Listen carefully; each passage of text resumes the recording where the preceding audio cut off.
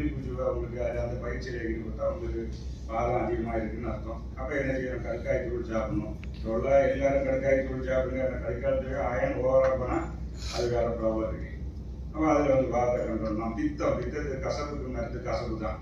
கசப்புன்னா அவங்களுக்கு சுண்டைக்காய் பாவக்காய். ஆனால் சுண்டைக்காய் பாவக்காய் ஒரே நாள் சாப்பிடக்கூடாது. ஒரு நாள் பாவக்காய் சாப்பிட்டா ஒரு நாள் சுண்டைக்காய். ஏன்னா ரெண்டுமே ஆன்டி. அது தெரிஞ்சு நிறைய ஃபுட்டுலேயே நிறைய இருக்கு. அதில் வந்து ஃபுட் பாய்சன். நீங்கள் சுண்டைக்காயும் பாவக்காயும் ஒரே நாள் தின்னா ஃபுட் பாய்சன், வாமிட்டிங் வந்துடும். நிறைய தெரியாது. தடியங்காய் பூசணிக்காய் மற்ற வந்து பம்கினும் ஒரே நாள் சாப்பிடக்கூடாது. வேற ஒரு நாள் தான் சாப்பிடலாம். இப்படி நிறைய ஃபுட்டு இதுகள்லாம் இருக்கு.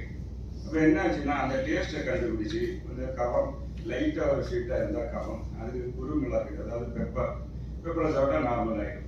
அப்போ உங்களுக்கு என்னாச்சுன்னா வந்து உங்கள் வாத பித்த கபத்தை எப்போதும் சமநிலையில் வச்சுருந்தா காயகற்பம் அதுதான் நோய் வராது.